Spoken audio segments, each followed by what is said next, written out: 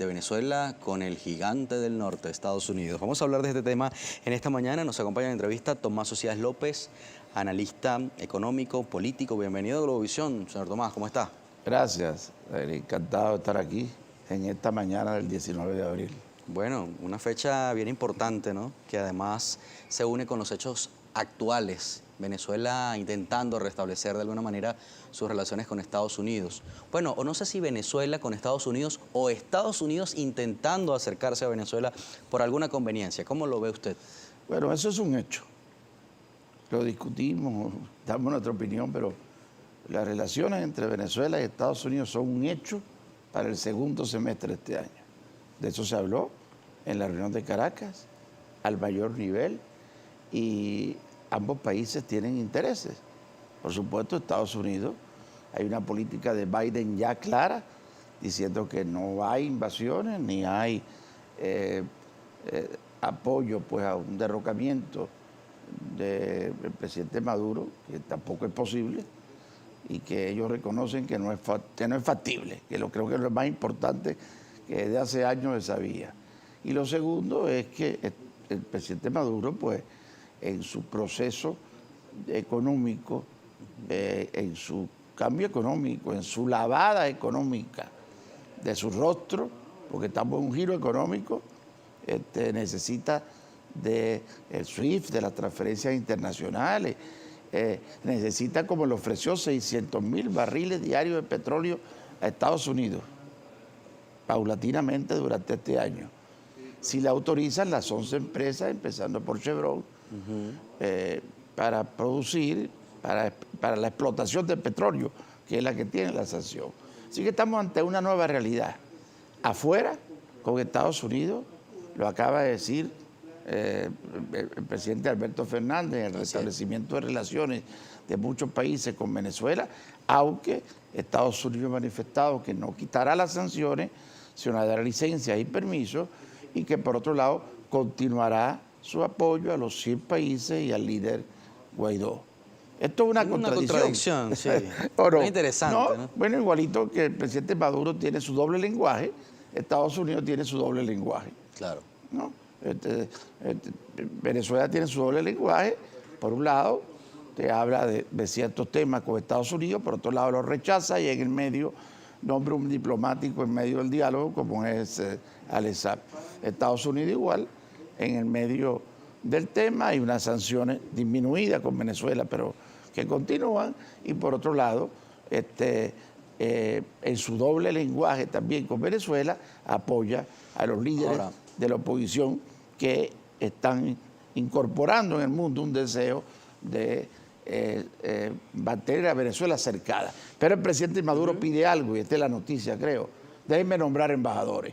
Y ahí viene el presidente Alberto Fernández diciendo que quiere restablecer relaciones, pero hay ya 20 embajadores nuevos que van a llegar a Venezuela, cuadrados poco a poco por el presidente Maduro, mientras dualmente hay países tratando de cerrarles el paso. No, y sus aliados también intentando, digamos, hacer un acercamiento. El presidente Fernández invitaba también al presidente Lasso a incorporarse, ¿no? Y el presidente Lasso dice, bueno, no hemos tomado una decisión, pero es algo que vamos a evaluar. Y esto puede ser un comportamiento que se vaya a comenzar a repetir, por lo menos en la región, donde Venezuela se le cerró la puerta diplomáticamente. Fíjate que la reunión que hubo en Caracas, insisto, la reunión en Caracas, porque es noticia, y sigue teniendo noticia y no se conoce, le dicen al presidente Maduro que no van a traer al embajador Story en Colombia, porque hay un cierto conflicto entre ellos. Él dice, no, yo quiero que traigan aquí el papá de Leopoldo López. Si ese hombre precisamente es el que, ya lo tengo destruido, pero precisamente ese es el que está dando vuelta por ahí para tratar de... Le convenía más bien entonces, y traerlo a su terreno entonces, además, ¿no? Entonces estamos ante una realidad, yo quiero decirle al pueblo venezolano, que estamos ante una realidad irreversible. Primero, un cambio económico en el país. Este año va a ser mejor ligeramente. Y segundo, un cambio económico con Estados Unidos y en materia internacional. Esto no tiene retroceso. Y me parece que en eso la oposición venezolana tenía un grave error, es seguir insistir que no puede ser, que hay que aislar a Venezuela, que no hay manera ya de entrar en ese camino. La noticia es que es un hecho. Y ante ese hecho, simplemente hay que fijar En este posición. sentido, hay que asfixiar a Venezuela. Esa política fracasó, dice la carta pública que fue enviada al presidente Biden por este grupo de economistas y, bueno, activistas venezolanos. ¿Está de acuerdo con esa postura? Algunos dicen que esto lo que hace es darle oxígeno al gobierno, al régimen, como lo llaman algunos. Dios mío, vamos a seguir tratando de asfixiar un proceso que no se puede asfixiar. Las sanciones no pudieron debilitar al presidente Maduro, lo debilitaron, pero no pudieron lograr un cambio. Las sanciones dañaron al pueblo venezolano, las sanciones hundieron al pueblo venezolano. Esa asfixia que muchos querían, incluso esa posición de tirar a la calle a los muchachos sabiendo que no había posibilidad de un cambio político en el país. Por favor, la oposición tiene una gran responsabilidad, aunque el gobierno no la tiene en muchas cosas, pero la oposición tiene una gran responsabilidad en su proceso, por eso se está reconstruyendo y por eso aplaudo ese camino. La carta creo que es un medio de presión más importante. El presidente recibe el otro día al Frente Patriótico, este es un grupo de presión de lo que hay en Caracas. Ellos nunca quisieron decir que representaban a todos los venezolanos, sino a un grupo de venezolanos. Pero los planteamientos que están ahí son los planteamientos de la realidad. Eso es lo que está pasando en Venezuela. Y hay otros voceros de los tradicionales. Y hay que admitir que hay otros voceros de los tradicionales. Los gremios, los líderes políticos tienen una vocería importante, pero también hay otros voceros que hay que respetarlo en su vocería. Ahora, y en eso la carta tiene su papel y el grupo tendrá su papel en cómo lo dijeron, cómo se plasmó, si se argumentaron razones en nombre de muchos venezolanos, pero es el camino y la dirección correcta. Es una expresión. Ahora, ¿quién gana en todo esto, considerando el acercamiento con Estados Unidos, considerando este tipo de expresiones como la carta y otros que en su vocería política han pedido el levantamiento de las sanciones? Y al mismo tiempo, la percepción, digamos, de estabilidad económica que se percibe. El gobierno está moviendo la cola feliz porque se siente ganador, siente que ha ganado nuevamente terreno. ¿Quién gana todo esto? ¿El gobierno, la gente, la oposición? El pueblo venezolano gana, por supuesto que el Ejecutivo está haciendo su proceso. O sea, a mí que me toca hacer informes confidenciales. Hay proyectos desde hace años de apertura económica para limpiarle la cara al presidente de la República. No quiero decirlo despectivamente, lo quiero decir como información y como análisis. Están reorientando su política. Se cometieron muchos errores en el pasado, ahora no hablamos. Y tú lo ves que cuando un presidente de empresa, un gremio plantea algo, bueno, pero eso fue el pasado, estamos reconstruyéndolo ahora. Nadie habla de los 400.000 millones de dólares, ni de las expropiaciones, ni una serie de cosas más, sino estamos en el presente, está bien, estamos en el presente, pero hay que dar seguridades en ese proceso de giro que estás haciendo. No puedes reducir el encaje legal un día y al otro día lanzar un impuesto a las grandes transacciones con el desastre de aplicación que ha tenido. Claro. Si el vi por ahí que ni siquiera en la página está el mes de abril, no se ha habilitado, pero la ley te obliga a hacerlo cada 15 días. Sí, y vamos por el 19 de abril. Y no hay máquina fiscalizadora. ¿Y por qué lo tienes que hacer así? Para tener 10.000 millones de dólares de ingresos más, si vas a tener ya 65.000 millones de dólares de ingresos. Entonces, este es un gobierno atípico, ¿no? Claro, vamos a hablar del comportamiento del gobierno poderes cuando regresemos, a ver qué está haciendo, si el gobierno lo está haciendo bien en cuanto a ese discurso. ¿Se corresponde su accionar con lo que dice el gobierno venezolano? ¿Está siendo coherente? ¿Está verdaderamente rectificando? ¿O sencillamente es cambur y otras cosas? Ya venimos. Con los chistes ahora, porque fíjate lo que acaba de pasar con los chistecitos. Cambur y gases, el gobierno tiene que meterse. Pero si es así o no. Con unos chistes yo quiero que alguien me lo explique. Es que el humor ha sido como parte también de la tradición cultural venezolana, histórica, ¿no? No, ha sido parte de la susceptibilidad.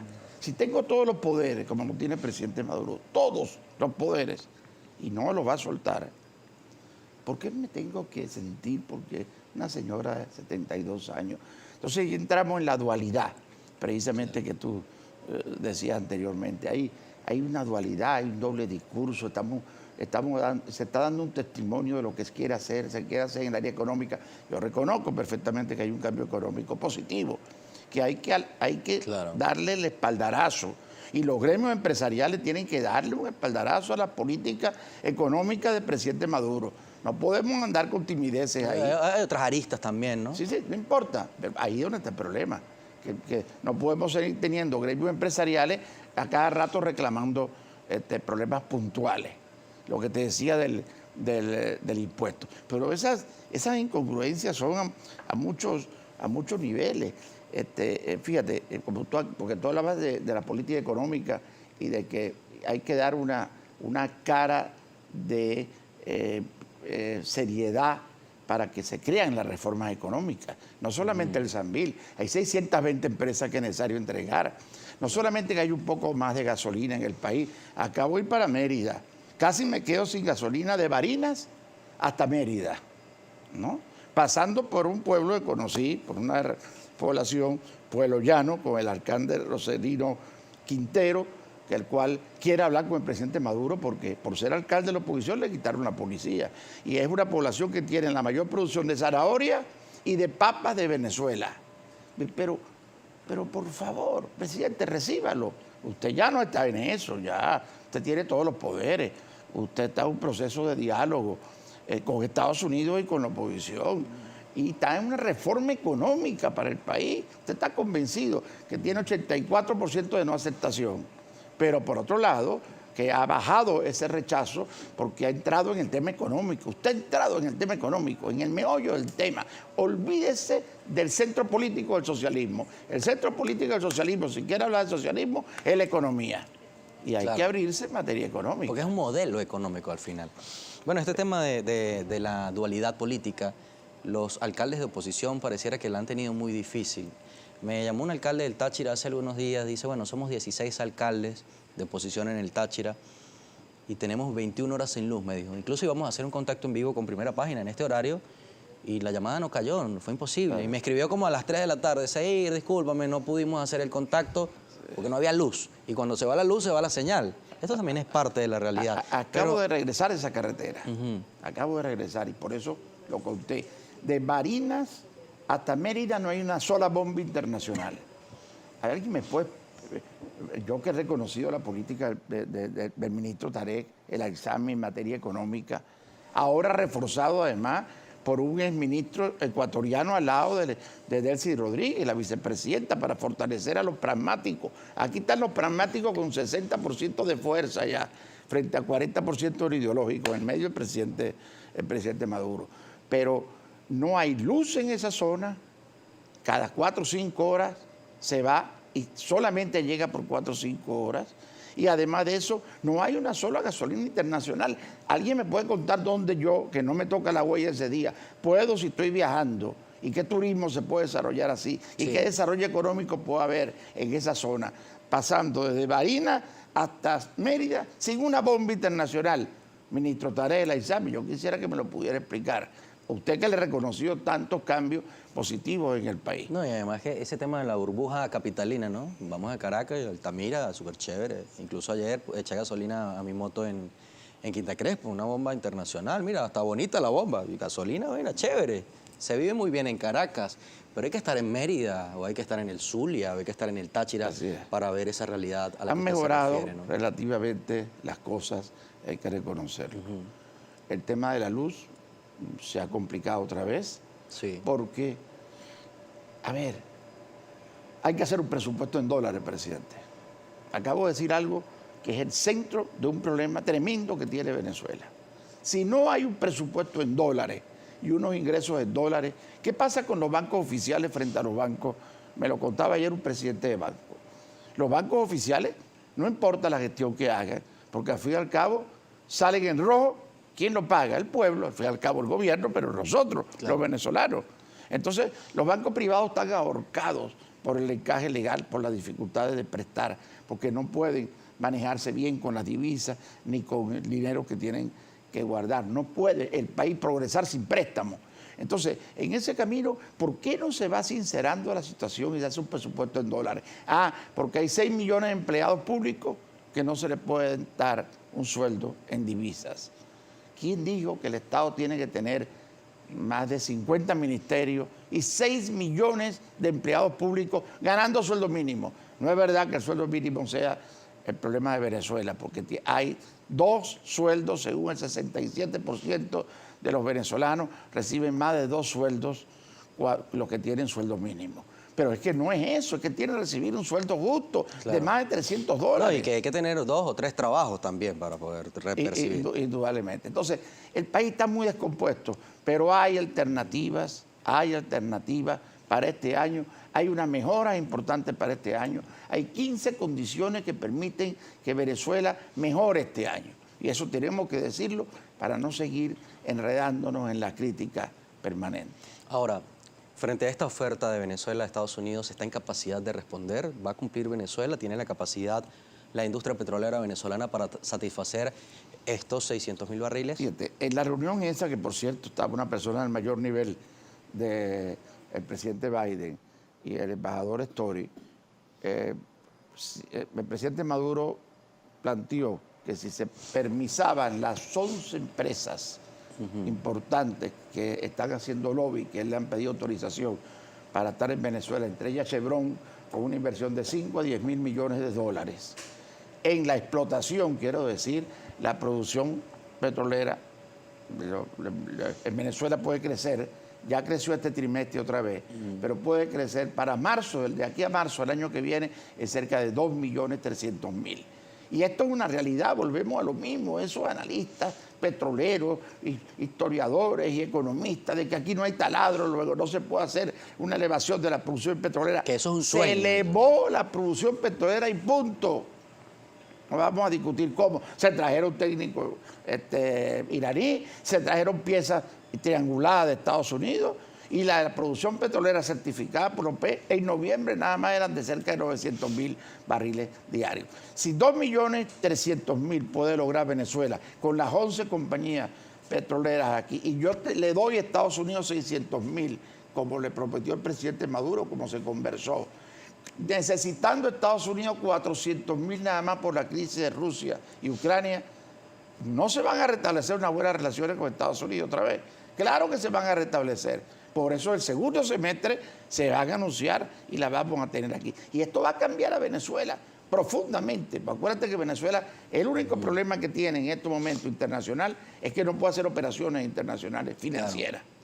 Y ahí es donde está trancado el país. Vamos a hacer una pausa, señor Tomás, en esta conversación. Vamos a hacer un alto y cuando regresemos vamos a leer los comentarios que están enviando ustedes por la etiqueta Primera Página a través de Twitter. Preguntas o comentarios para nuestro invitado cuando regresemos. Iba a ser un chiste, pero mejor no. Contrastarlo con los venezolanos. Otra de las realidades ha tenido que ver con el impuesto a las grandes transacciones financieras que tanta controversia ha generado. Voy a leer comentarios de la audiencia, pero quisiera su percepción acerca de este cambio tan importante. Yo iba a hacer un chiste también, como cuidado. Prefiero no hacerlo, sí, por todo el clima, a pesar de que de mi joven edad, no vaya a entrar en los parámetros hay poco como jocosidad en el Ejecutivo en este momento, algo así. Bueno, fíjate, el país está paralizado, y yo que vengo diciendo en mi informe desde hace meses, de que este va a ser un año mejor, de que nadie lo detiene, nadie lo va a detener, ni nada lo va a detener. Y el impuesto a las grandes transacciones no es que lo va a detener, pero está paralizado el país este mes por lo menos por el impuesto a las grandes transacciones. Vuelvo a mi carretera hacia Mérida. Cuando me cobraron tímidamente en algún establecimiento el impuesto, me lo dieron en un papelito aparte, 3%, un récipe de eso de librería, prácticamente. La única vez que me lo cobraron, y no porque el presidente o el CNA, que no es porque el empresario no sea serio. El problema no son los empresarios, ni la actividad privada. El problema es la confusión que ha creado ese impuesto lanzado de buenas a primeras, sin las máquinas suficientes, sin el cono monetario en bolívares suficiente, que ha creado confusión. No se sabe qué hacer. Entonces, tiene paralizado el país, esto lo digo con absoluta responsabilidad. Eso no quiere decir que va a detener el crecimiento de la economía.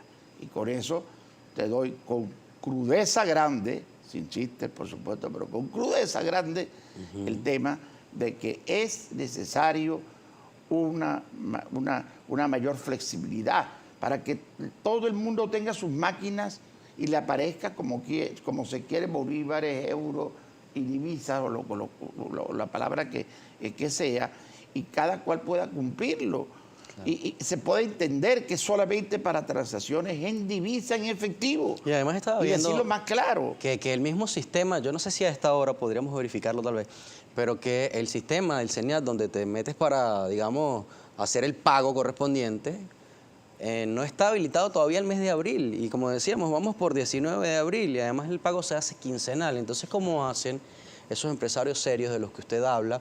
Que bueno, quieren cumplir con su deber legal porque ya está vigente la ley, vamos a meternos al sistema para pagar. Claro. Estamos en abril, vamos a buscar abril, pero no está abril, está marzo. Fíjate, entonces no es tan adecuado los sistemas. Es para los grandes contribuyentes, esto alivia mucho, no es para la persona que está en la esquina, es para los grandes contribuyentes. Sí, pero los grandes contribuyentes todavía no están preparados, porque los grandes contribuyentes puede ser una librería en un momento determinado. Yo conozco una que está enredada porque es un gran contribuyente y tiene que aplicar las normas y no tiene la máquina fiscalizadora. Y ya le pasó 3 veces, ya entró 3 veces el CENIAT, pero amenazante, ¿entiendes? Y otros funcionarios no en el plano en que se debe tener, pero vamos a cambiar o no vamos a cambiar en materia económica. Vamos a seguir llegando a los establecimientos como si fueran realmente los que están dañando al país. ¿O quién realmente es el responsable de la situación que tenemos en estos momentos? Ese Estado, con todos los poderes, abrumador a veces, que entra en un local intimidando en vez de tratar de decir dónde están sus papeles, que podemos ayudarlo, si es necesario, unas máquinas registradoras, las buscamos, etcétera. En ese camino vamos. Por cierto, para que todo el mundo nos oiga mejor, falta Globovisión en Simple TV. No, mira, qué bueno. Ojalá. Sí, ojalá el Ejecutivo lo entienda. En las simples y en las no tan simples y en todas. Claro. Y además de eso, Simple también TV lo coloque. Claro. Que es DirecTV. Bueno, sobre todo por el derecho a la información que tienen todos los venezolanos, que está consagrado además en la Constitución. Todo el día hay información. Y la pluralidad. El canal de todos los venezolanos. Con el control remoto, cada televidente puede hacer así si no le gusta lo que estamos transmitiendo aquí, o en el Canal 8, o en el otro canal, o en el otro. Daniela Salas está lista con un resumen de la participación de la audiencia. No nos cambie de canal, por favor. Así es, seguimos en sintonía, no solamente a través de la pantalla de Globovisión, sino también por las redes sociales y multimedias, YouTube, Globovisión en vivo, y también está el chat donde usted se puede comunicar con nosotros. Su participación es importante. Vamos a comenzar a revisar los comentarios de la etiqueta Primera Página a través de Twitter. Tenemos a Jesús69, es el usuario, dice: buenos días, señor invitado, ¿podría usted explicar los detalles brevemente cuál es el alcance de las sanciones al ciudadano común? Los políticos ahora hablan de ello, pero no dan detalles. Bueno, claro, el ciudadano común vivió las dificultades de divisas. El funcionario común en estos momentos y antes, todavía, producto de las sanciones, no puede hacer ninguna transferencia internacional. Tampoco los comercios pequeños, los establecimientos en toda Venezuela, porque no solamente son los establecimientos grandes. El ciudadano común recibió las consecuencias de las sanciones porque no hubo los ingresos suficientes en el país, aunque se hubieran malgastado o aunque hubiera habido inconvenientes en su aplicación o en su gerencia. Pero en fin, el pueblo venezolano sufrió una grave crisis, aparte de la falta de gerencia y de la pandemia, producto de unas sanciones que encerró a Venezuela sin poder respirar en los hechos concretos. Tenemos también otros comentarios que nos hacen llegar. Tenemos a @dr.luisloyo, es el usuario. Dice: Venezuela está mejor y los hospitales, servicios públicos, presos políticos, ¿qué pasa con eso? Esa es una buena pregunta. Eso de que Venezuela está mejor es una buena afirmación para comentarla. Nadie está diciendo que Venezuela está bien o que Venezuela está en unas condiciones ideales. Solamente, por lo menos en mi informe y como analista, puedo decir que este año va a ser ligeramente mejor, que este año se ha activado la economía del país y se ha activado la producción del país, aún con las dificultades grandes de la industria y de la agricultura, por ese decreto donde el chocolate importado cuesta menos que el chocolate nacional. Entonces, en ese camino es que estamos afirmando que hay una ligera mejoría. Falta, por supuesto, mucho, falta absolutamente gran parte del camino, pero lo importante es que el país pueda tener un poco de respiro, como ya empezó a tenerlo desde octubre del año pasado. Tenemos también el siguiente comentario, lo hace Carlos Briceño. Buenos días, pregúntale a tu invitado qué opinión le merece la situación donde el sector privado está financiando al sector público a partir del pago de combustible en dólares. Bueno, por supuesto, es que la responsabilidad está cayendo sobre el sector privado en todas las áreas. Vuelvo a poner el ejemplo de los bancos públicos en rojo, ¿y quién los fondea? El Estado. En el fondo, ¿quién los fondea? El pueblo venezolano, que es el que paga los impuestos, y los empresarios, que son los que pagan en todos los niveles la responsabilidad del cobrar más. Y ahora, con esta voracidad nueva del Estado de seguir cobrándole con un impuesto a las grandes transacciones, mal planificado, en ese empresario, en esa economía productiva que está creciendo, a cada rato se le golpea con la responsabilidad que el Estado sigue teniendo de mantener 6 millones de empleados públicos y tener 640 empresas que no terminan de entregar y de darles empleo a los sectores privados. Ramón Ramos, el líder, también nos escribe. Ramón Ramos dice lo siguiente: ¿usted cree que realmente se está recuperando la producción petrolera? ¿Cómo ve usted la situación del sector eléctrico en Venezuela? Ayer perdí la cuenta de los apagones y bajones. ¿Cómo afecta esto a la economía? Bueno, acabo de narrar precisamente, y ahí me refiero a la Venezuela que no está mejor. Acabo de narrar mi propia experiencia de que no hay una gasolina internacional desde Barinas hasta Mérida. Esto es una incongruencia. Acabo de razonar como un pueblo, porque el alcalde es opositor, se le quitó las policías, donde hay la mayor producción de hortalizas, en lo que significa zanahoria y papa. Acabo de narrar los apagones constantes, de horas y horas, además con un tema muy grave. Las antenas repetidoras de las operadoras celulares no tienen las pilas suficientes porque se las roban, no hay capacidad para resguardar estas antenas y estas repetidoras. Así que la luz sigue siendo un problema gravísimo, como el agua, y para eso hay que cobrarla. A mí no me cobran el agua. Yo no sé a usted si le cobran el agua, pero por favor, presidente, cobre el agua a los venezolanos para que se pueda restablecerse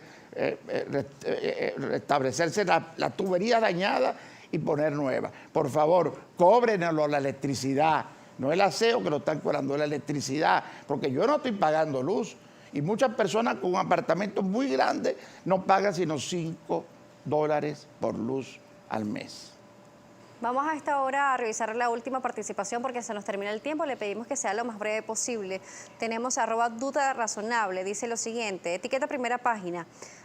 A esta complejidad política, ¿cómo poder trabajar para ir cambiando la imagen del país versus 5 poderes al mando del gobierno? Dice, ¿cuál sería su sugerencia al respecto? Este es un planteamiento muy interesante sobre el cual quiero andar. Quiero ser lo más expresivo posible para darle ánimo al venezolano. Vivimos una etapa en que no queríamos vivir con esta estructura de gobierno, con este presidente y con el Ejecutivo Nacional. Nos dimos cuenta, algunos, y muchos cada vez más se dan cuenta, que no existe manera de cambiar el Ejecutivo Nacional ni al presidente actual. Hay que hacerlo por la vía democrática, como tenía que haber sido desde el principio, hasta el 24. Por lo tanto, hay que vivir con la estructura política actual, pero desarrollando nuestras capacidades en estas oportunidades que nos da ahora Venezuela de tener un mejor año. Así que yo invito a todos los venezolanos a tener un ánimo de esperanza. Invito a los venezolanos a que podamos realmente participar en este proceso de esta mejoría que el país está teniendo y a salir de ese fatalismo y de la crítica permanente en que hemos caído. Se nos fue el tiempo, señor Tomás, pero agradecemos que haya venido hasta Globovisión. Samuel por aquí le dice, ese señor es un chavista. Ustedes entrevistan a puros pro Maduro. Ese es un chiste. Ese sí es un chiste. Sí, un chiste malo y que tiene que tener cuidado. Fíjate, antes de irme, ese es el peligro, que nos etiquetamos en estos temas, por decir las cosas que están pasando y la información. Ojalá los venezolanos sabemos perdonar y ojalá los venezolanos podamos reconstruirnos entre nosotros sin esas etiquetas. Se nos fue el tiempo, pero agradecemos que haya venido hasta Globovisión a compartir su perspectiva de este momento.